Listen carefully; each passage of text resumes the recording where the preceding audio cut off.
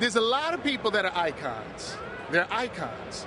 But there are very few people who are actually history makers. And you made history, brother. You made history. Daryl and Joe. Daryl and Joe made history. This is DMC, in case y'all don't know. I shouldn't even have to say that. I shouldn't have to introduce him. DMC, what's happening? What's up, yo? DMC in a place to be. What's up, Wizard World? What you doing here at Wizard World in Philadelphia? What brings you here? Well, actually, I guess some kind of, this is like my orientation. Okay. About 8 months ago, some friends came to me and told me about this thing called Comicon. Okay. And I was like, yo, you know, when I was a little kid, before I started rapping, before I got into hip-hop, I was collector of Spider-Man Hope. I was a Marvel Comics geek. Marvel, just Marvel? Marvel, yeah. I didn't say there was something about DC I wasn't with. I wasn't feeling DC when I was little. Marvel was like hip-hop, right? DC, I mean, you respect Superman. And you respect, but they wasn't the bomb. It was just something about the writing, the artwork, and all the characters. You know, Marvel was gangster. Marvel was gangster. Now that's a quote. Marvel was gangster. Yeah, Marvel was gangster. So me, you know, I was a big comic book head growing up, and before I got into hip hop, I used to draw. Well, I could still draw. I was like, because if on King of Rock, when Run says, I'm DJ Run, I could scratch, I'm DMC, I could draw. All I used to do as a little kid was read comic books and draw. That wasn't just a line you threw in there because it rhymed. Really, I always rhymed about what I really did. So, make a long story short, they told me about Comic-Con and the Wizard and these comic conventions and stuff like that. And I was like, yo, I want to come check that out. So they said, oh, by the way, yo, usually what they like to do at these conventions, they like to do exclusive items and stuff like that. So what I'm doing for Comic-Con in San Diego is creating an action figure. I got an action figure and a comic book coming out, the DMC comic book. Because Chris Rock, he likes me out of the group for some reason. Like, for some reason, I'm his favorite member of the group. No, I know why. It ain't no for some reason. I know why. You know, Run and Jay was cool, but DMC was like the superhero guy with the glasses and the gloves and stuff like that. So we're going to do a comic book, which is also going to help give a positive message to the world. What brought me here was somebody said, your DMC, you should do a comic book, you should do an action figure. You know, you love that world. You're official because I really was into comic books. I'm not just here just to get paid. I really love all of this. And, you know, the good thing about comic books was there was always a relationship with hip-hop. Because if you think about the way the comic book is written, you have the Incredible Hulk, the Amazing Spider-Man. They always had titles. And if you look at the rappers, especially the rappers before Run DMC, like the Cold Crush and the Treacherous 3, it was like the Treacherous 3. So you had the Almighty KG. You know what I'm saying? You had the Heartbreaker J. Everybody had their titles.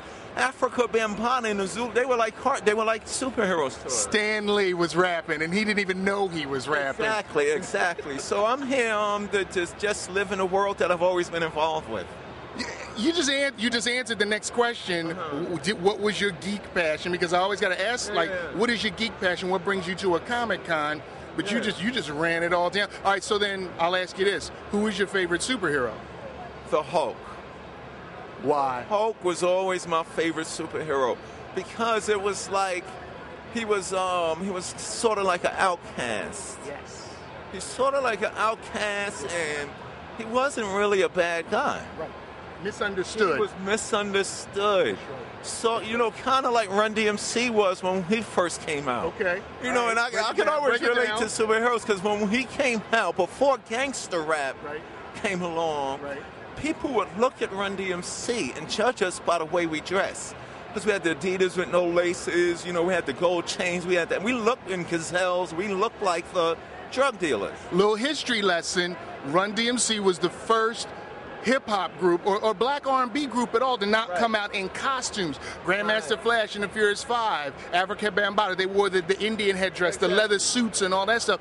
Y'all dressed like brothers from around the way, and you were the first to do it. Yeah, because you got to understand something. Before rap records was ever made, when we used to get the flyers of Bambaataa and flashing them live, Right. on those flyers, they would wear what we wore. Right. If you got a flyer, before Rap Records was made, Joe, this before rap was even a business in the industry, Right. you could go see Africa Bambaataa, Cold Crush 4, Treacherous Street Live at like the Audubon Ballroom or Harlem World. Right. On the flyer, they would have on sheepskins and Adidas and Kangos and Godfather hats and gazelles and gold chains.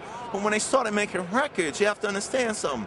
The first Show rappers, business. right? The first rappers had no rappers to look up to because they were the first. So when they came into show business, who were their show business idols? Right. Parliament Funkadelic, Right. Earth, Wind and Fire, and the Rolling Stones. That's why they dressed like that. So when we started making records, our inspiration came from them, but not on the showbiz level, from the from the b-boy parties and the block parties. Right. So when Russell said, "Yo, y'all need a costume," we said, "Okay, Russell, we'll figure it out, but we ain't wearing that stuff." Actually, 2 years ago, a friend of mine was my first rhyme I ever wrote. And you were how old? Run spoke it 15. Did you really have good credit? No, I have none of that. I knew that was suspect. I knew that was suspect. I know no brother from Queens at that age had good credit. Yo, the funny thing is, like, when I go talk to schools, I go speak at schools right now, and it'll be like, the little kids will be like, "You're Mr. DMC." You guys there, because I'm old, but they like Mr. DMC with all due respect. You guys, your old school guys were materialistic too. And I say, yeah, that's true, young brother, but check this out. First of all, we rapped about stuff we wish we had. And then when we was able to get what we rapped about, we only made one record about it, and you never heard about it again. You got dudes now on their 6th and 7th album still talking about the same thing they spoke on their first album. That's why hip-hop is messed up, because there's no growth and evolution of education and information. We did one record about Adidas. We never spoke to y'all about it again, and it became a classic. And you didn't have to. Can I quote Ice-T? I've got a lot of documentaries about hip hop, and Ice-T had a great line. He is the man. He had a great line in one of them. He's like, "You got all these kids out here now that never did anything, never been anywhere. So all they know when they start to write a rhyme is, yo, look at my watch." Exactly. Because that's all they know. They haven't been anywhere or done anything. Exactly. You know. And when you think about the job of the rapper, or not the job, you can rap about whatever you want to rap about. This isn't about censorship and freedom of speech, but you got to look at the responsibility of the rapper. When DMC rapped, "I'm DMC in a place to be. I go to St. John's University. Since kindergarten, I acquired the knowledge. After 12th grade, I went straight." Some kids was like, "Wow, you mean you can still be cool and be down and go?" And some of those kids went to school. Subliminal. It was subliminal. It was sinking in, and you didn't even know it was sinking in. Exactly. Some dudes was like, "Yo, just for y'all, just for those MCs, Run DMC, Public Enemy, KRS-One, Eric B. and Rakim, De La Soul, just for us saying some of the things that we said changed people's lives." To bring it back around to the geekdom, to the comic geekdom. Like hip-hop, real hip-hop, official, real, substance sincere hip-hop is like a good comic book. Brings you into a whole nother world. Interesting. Okay. You're storytellers. And that's what comic books are. Exactly. Storytelling. Couldn't have said it no better. Here's a question I like to ask. Yep. Which female, not even superhero, which female comic book character did you want to bone the most? Wow, that's a good question. I know. That's why I ask it. Well, all of them, but I'm funny, all of them. All of them. All of them. Wonder Woman was hot. She was over at DC. Wonder Woman was hot. Or maybe that was the TV Wonder Woman. Linda Carter. Probably was. Linda Carter. Yeah, probably was a TV. That's all never like. Oh, well, you know what? I'm gonna throw one out there to help you think. Okay. Go ahead. I was gonna say both of Spider-Man's girlfriends, Gwen Stacy and Mary Jane. Mary Jane, yeah. And then when it came into the picture, it was like I took comic books so serious that I was jealous of Peter Parker. That's funny. I wanted to beat his ass. That's funny. Because you know what was good about them? They weren't superheroes. Yeah. They were just real girls. Real girls. And they have problems, and they're like girls that we could meet out in the hood, walking around. Yeah, you know? No, I felt that Mary Jane and Gwen was like really there. I wanted to bone them because they were normal girls. She-Hulk. I wanted She-Hulk to throw me around. Oh, She-Hulk. Oh. fly, too. Yeah. And horny. She was flying. And when she was like dating Wyatt Wingfoot, that's all they talked about in the comic book was going back to the crib and having sex.